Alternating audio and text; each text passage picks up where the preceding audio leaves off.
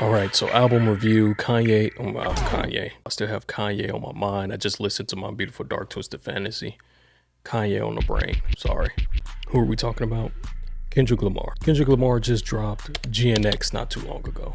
And this album is different, not in the way that Mr. Morale was different or how damn balanced commercial appeal with deep lyricism. Nah, this time Kendrick decided to just rap. He's free, he's playful, and honestly not worried about impressing these so-called lyricists. He even says it himself on Whacked Out Murals. I mean, quote, "This is not for lyricists, I swear it's not the sentiments. Fuck a double entendre, I want y'all to feel this shit." So you already know the type of vibe and type of time he's on coming into this album. But does the approach actually work? Is this an underrated gem, or does it feel like a throwaway project from Kendrick? And more importantly, where does this album rank in his overall discography? Stick around because my final grade of this album might not be what you expect.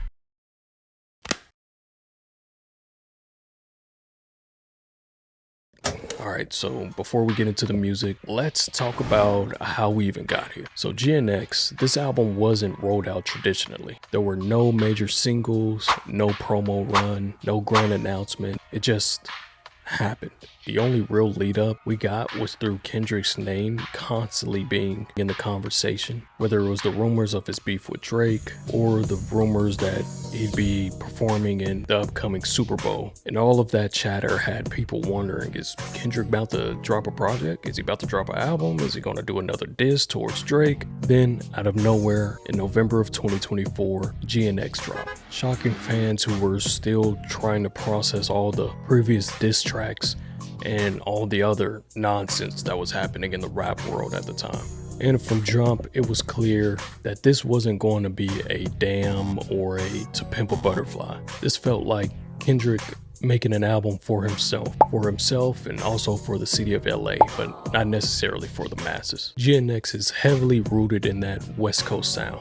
You hear G-Funk elements, bouncy LA street anthems, and even some moments of jazz and soul sprinkled out throughout the project. The beats have that raw, unpolished feel, like a mixtape, like something you would hear in a studio session with Kendrick. Producers like Mustard and Soundwave pretty much help craft that California aesthetic, making it feel like a time capsule of the LA sound. Some tracks hit hard, others more laid back, but overall, the production stays consistent with the theme Kendrick was going for. So with that backdrop, let's talk about the music itself.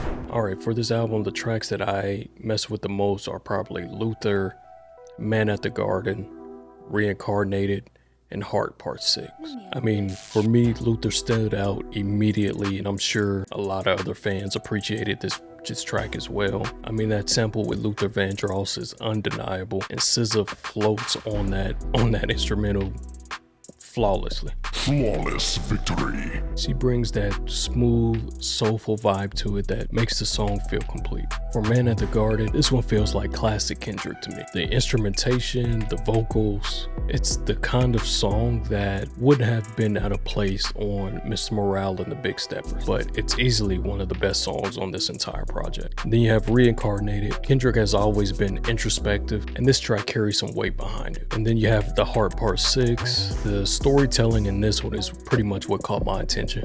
It's a personal look into Kendrick's journey and his overall success, and anytime he gets in a reflective bag and a reflective type track, you know he's got something to say, and you know it's gonna be heavy. Alright, let's talk about the positives of GNX. One of the best things about GNX is how Kendrick uses it as a platform to showcase other LA artists. And like I said at the beginning, this feels intentional. He's given space for these artists to shine, and you gotta commend that. That's dope. Another positive of the album is the length of it, how long it runs. The length is solid at 44 minutes. It doesn't overstay its welcome, which is important for a project like this, especially at the time it dropped. And then the production of it all. The production was solid throughout. It was nothing groundbreaking really, but again, it fit the vibe for, I believe, what Kendrick was going for with this one. Alright, let's talk about the negatives. There are some negatives, unfortunately. Outside of a few standout tracks, there's not much replay value in this album. I don't see myself coming back to a majority of these tracks. I get what this album was supposed to be. It's more of a moment. It's not like meticulously crafted like Kendrick's past projects, and I understand that. But because of that, it falls short of my usual expectations from him. And if we're judging projects by projects, then I have to be completely honest. And then lastly, the LA accent heavy flows.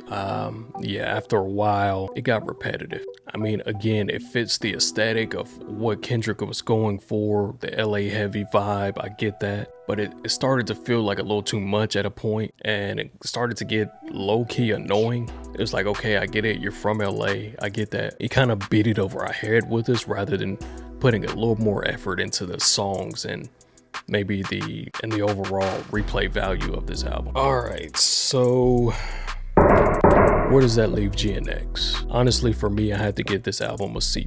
It's above average, but let's be for real. Kendrick's worst is still better than most rappers' best, so you have to give him that. It's just not an album I see myself revisiting much. I mean, more than anything, it feels like an album made in response to the Drake situation, not something Kendrick poured his all into, and that's fine. Every album doesn't need to be some deep introspective masterpiece, but when we talk about Kendrick's best work, this one sits at the bottom of the discography for me. I mean, even with that being said though, it is still a solid listen, and I respect what he was trying to do with it. But that's it. That's how I feel about GNX. How do you guys feel about it? I'm sure most Kendrick fans love it. I'm sure most Drake fans hate it. I try to be even keel, sit in the middle of things. Kendrick is still, you know, one of my favorite artists of all time. But GNX was just a little too much for me. Let me know in the comments if you enjoyed this review. Let me know in the comments if you enjoyed that album. I got more stuff coming. Please subscribe to this one. This is a smaller channel. I know you guys see bigger review reaction guys and music channels, but I'm working to give you guys better content, more content, and keep things flowing. So if you believe in me, I believe in you. But yeah, man, I appreciate you guys checking this one out. Peace.